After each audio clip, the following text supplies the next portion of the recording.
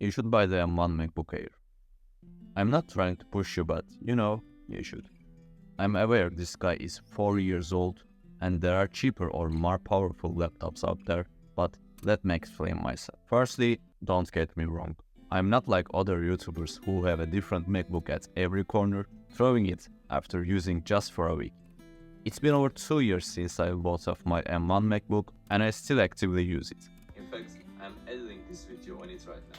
So, I believe there is probably no one better than me to talk about it. During this time, I've done everything on this laptop.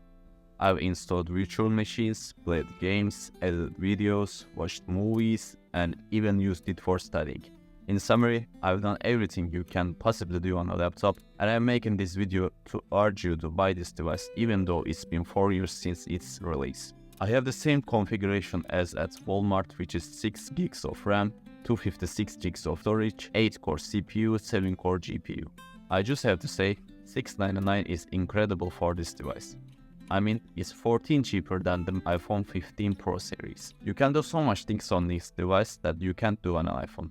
Well, of course, you can't take 4K cinematic shots on this device, but you get what I mean. So, I want you to imagine a price range, and price increases from left to right.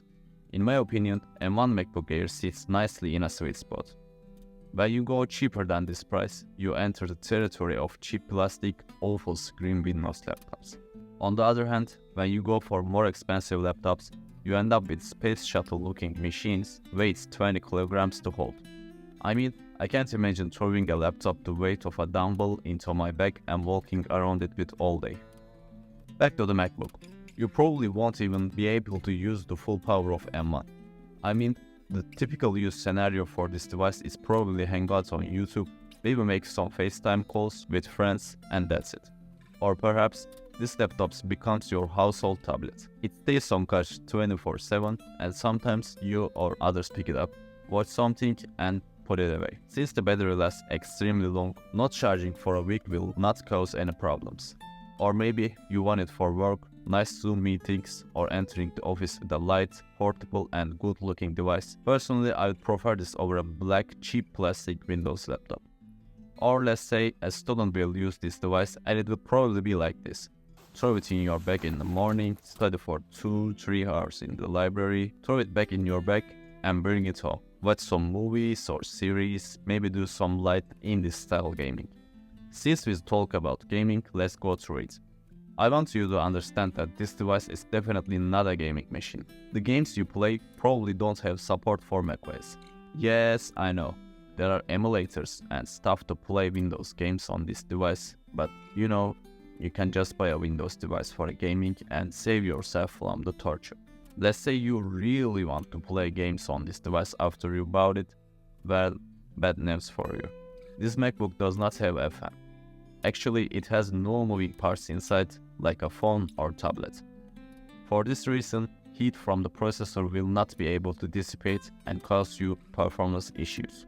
While you may across some clickbait videos on the internet claiming that the MacBook Air gets incredibly hot, these videos are, as the name suggests, clickbait. They are shot in scenarios that are not realistic, like running 4 to 5 benchmarks simultaneously.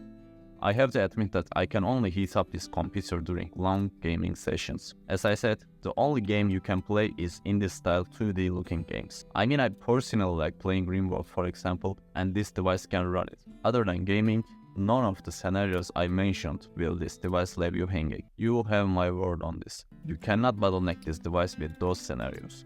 Well, if you're editing 4K videos while browsing through Twitter and watching a 4K movie in your second monitor and frying your brain, probably, surely 8 gigs will cause problems to you. Not the M1 chip though. The problem here is the RAM.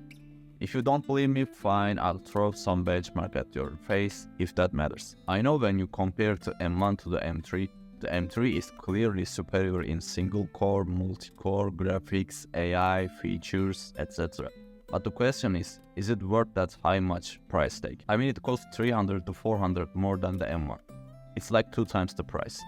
Don't get me wrong, the M3 MacBook Air is clearly the best MacBook Air Apple has ever made. It is the king of the 2024, that's for sure. But what you need to understand is that it's 1.5 or maybe 2 times as powerful, and that depends on the style chip you buy. I'm just thinking you could easily say, I want the cheapest MacBook that also has sufficient power. There you go. It's slightly highly competitive for the price. Just a reminder, I've got the base model with 8 gigs of unified memory, and I've only ever had problems when I try to render 4K video and do web browsing at the same time, like watching a YouTube tutorial on how to edit something. You do have to be a little more cautious about what programs or tabs you leave open. Don't get me wrong, sometimes when I'm bored, I leave Final Cut Pro open and do my daily task while watching videos. But in situations where the load increases, it's best to be more careful. Look, it's not going to blow your mind, but also the price is not going to crash your wallet. The next reason to continue buying the M1 MacBook Air is the build quality. Even though you are paying a budget price, it has a feel that's completely different from cheap plastic. You know that feel, as soon as you touch them, you'll get that feeling they'll break. I'm aware that there are Windows laptops with good build quality, but remember the price range seen. Back to the MacBook.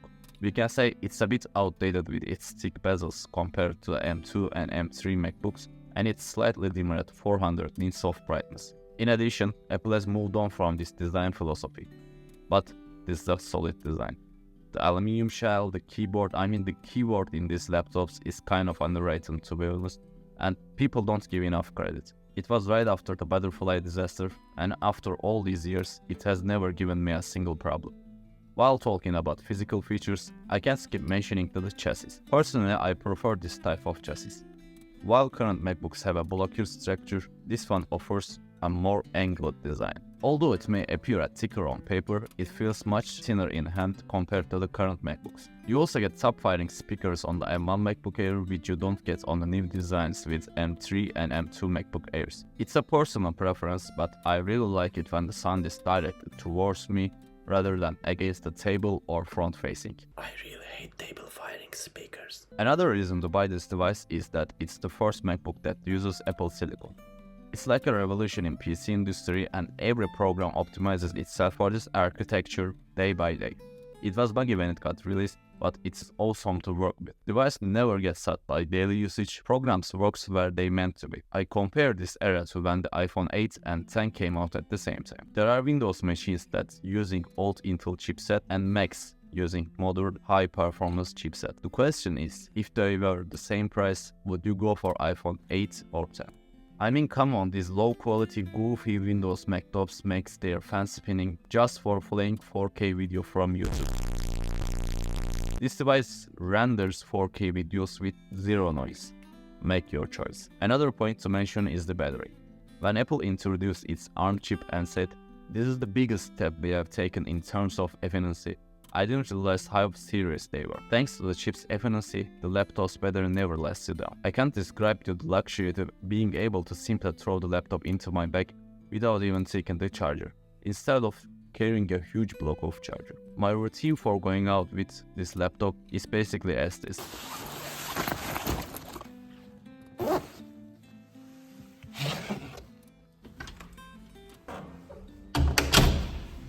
Another point I need to mention is, of course, the Apple ecosystem.